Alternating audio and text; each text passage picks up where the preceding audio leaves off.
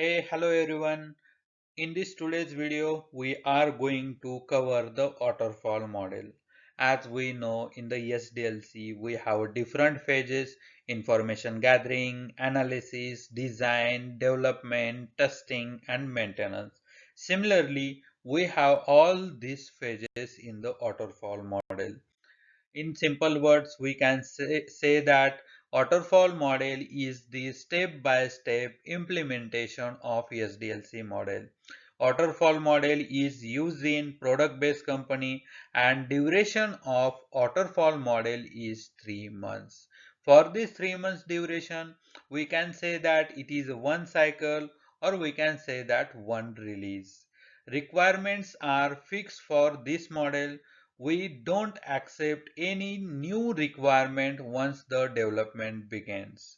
So we can say that this is the one of the drawback of the waterfall model.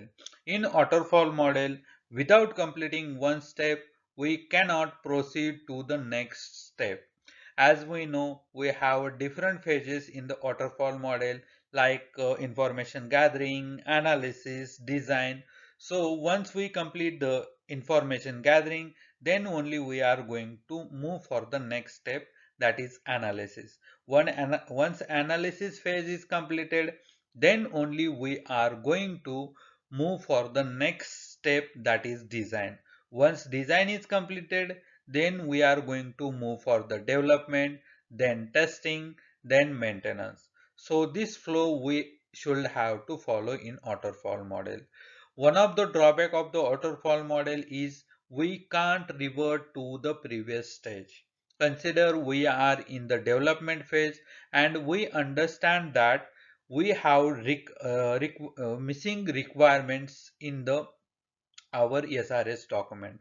So we can't revert back to the information gathering and analysis phase and we can't gather that requirement. That missing requirements we are going to implement in the next cycle. So here in the waterfall model, we can't revert back to the previous stage. If any issue defects found while testing, we fix it in same cycle or same release because we can't deliver buggy software. This is the rules we should have to follow in the waterfall model. As we know, in the information gathering, business analyst is involved, and also in the analysis, business analyst is involved. So business analyst will create the BRS and SRS document. In the design phase, designers are involved. In the development phase, developers are involved. They will do the development for our application. Once development is completed, then next phase is testing. In the testing phase, testers are involved and they will do the testing for our project requirements. If it is as per the user requirement or we can say that customer requirement, then tester will give the sign off and that software is going to live. And once it is done, once our software is live, then maintenance phase will start. So all this information we already discussed in the previous video, that is software development life cycle. So let's understand a few advantages and disadvantages of the waterfall model. So advantages of the waterfall models: easy to control and manage. Yes, we easily understand that if the project requirements are fixed, then we can easily control and manage the our workflow. Then transfer information well.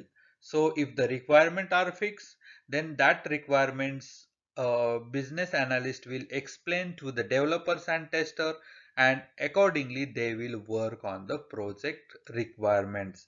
And this waterfall model is very flexible. So these are the few advantages. Next is disadvantages of the waterfall model.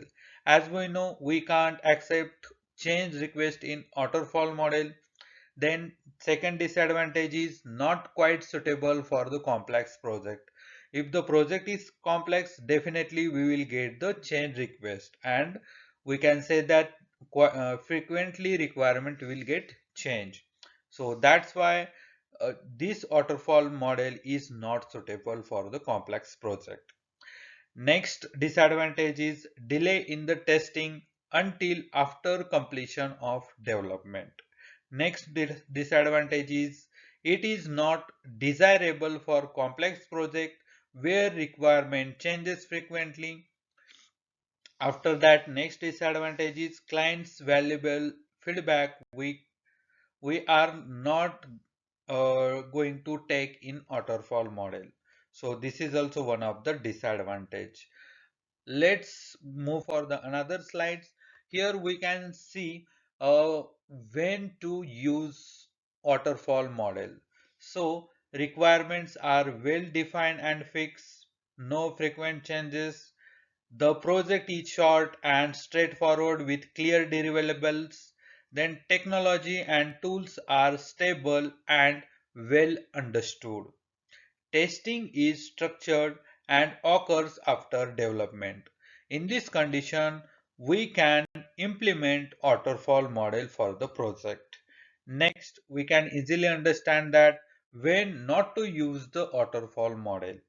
So if the requirements are changing frequently, then second, project is large and complex, then third, project required continuous feedback and iterations, then fourth, high risk of unforeseen technical challenges, like if the we are going to use the new technologies, experimental features, or research and development. Waterfall model approach can lead to failure. So fifth point is timeline is long and unpredictable. And last point is testing needs to be done continuously. So in this condition, we can't implement waterfall model for our project. So this is all about the waterfall model. Please do follow and like my YouTube channel. Thank you. We will meet in the next video.